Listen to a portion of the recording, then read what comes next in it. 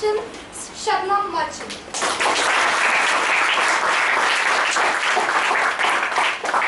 Obstacles or incidents should not stop you. If you run into a wall, do not turn around and stop. Instead, figure out how you can climb over or work around it. Good morning, Madam Toastmaster of the day, fellow Toastmasters and my dear friends. In Madhavpur is a very small village with a natural blend of beauty, mountains, waterfall and fresh air. Here lived a very hard-working farmer, Gopal. He worked from dawn to dusk. He worked hard without bothering about the hardship of weather. His daughter Bhairavi, she spent most of her time helping her parents. She loved studying, but she could study only at night. Yet, she stood first in her class. After putting so much hard labor, Gopal and his family could not live a lavish life. They had a life of extreme poverty. It's because Gopal had a misfortune of owing a large sum of money to the village money lender, Chaudhary. Chaudhary was a crooked, old, ugly man. He took undue advantages of poor farmers. He lended money to Gopal only with the condition that he will have to work for him till he repays. Gopal worked harder and harder but couldn't repay the loan.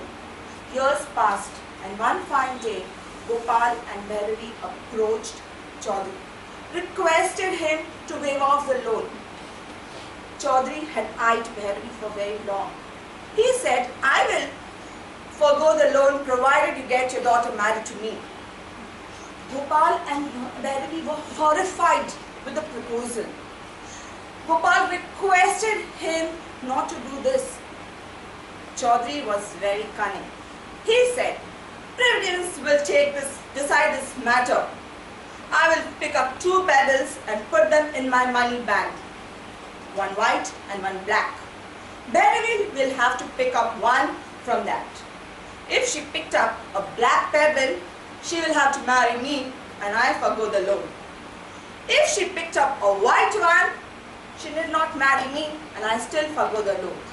If she refused to pick either, Gopal, you will have to go to the jail. After a long silence and a lot of thought, Gopal and Bhairavi agreed. They started walking on the pebbled path in the field. While they were still walking, Chaudhary quickly bent and picked up 2 pebbles and put it in his bag. Sharp-eyed Bhairavi noticed that Chaudhary had picked up 2 black pebbles. He turned to her and asked her to pick 1 pebble. What do you think? What did Bhairavi do? Did she refuse to pick a pebble? Did she expose Chaudhary as a cheat? Or did she pick up a pebble and sacrifice her life? Do you know what she did? She waited and thought. She quickly put her hand in the bag, picked up a pebble and fumbled and dropped it. She dropped the pebble into the path of pebbles and the pebble was lost. She said, how clumsy of me. Never mind. If you look in the bag, the pebble that is left will show what pebble I picked. Chaudhary was stunned and tongue-tied. Bhairavi changed the situation which was impossible to an advantageous one by responding and not reacting to the situation. This little Bhairavi is there in all of us.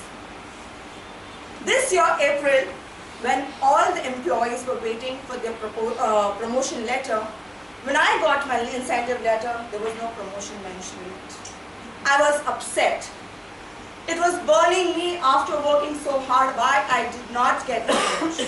I approached my manager and asked him for the reason. You know what he told? I don't know. I don't know is not the answer for which I have worked hard. I went to my HR, I went to my MD and did not get a satisfactory answer. I posted my CV on all job portals and I was still burning with anger.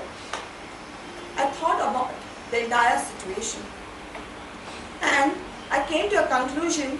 This is not how I should react to the situation. I must respond. I must upgrade my skill set. I consulted my friends, well-wisher and my husband. And the advice which I got about the courses, I searched on Google about it. I went ahead and I did the course. I completed the course with high distinction. Today, I am a certified learning and development specialist. When I was not looking for a job, the job came walking to me. Today, I have resigned from my current company and I have been appointed an assistant manager learning and development. This is what was my response to the situation.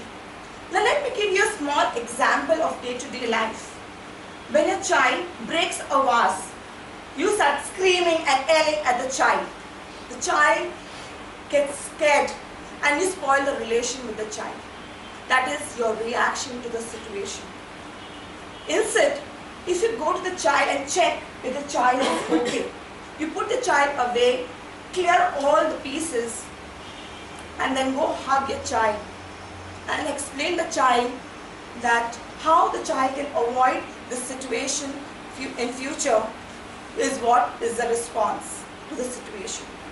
When we react, our emotion take a central role and it is more of an emotion because we are discouraged or uncomfortable with what has been said or done to us. Whereas in response, it's more logical, more thought about, and emotion has been less guided. I'm a newbie to response. What about you? Over to you, Goswami.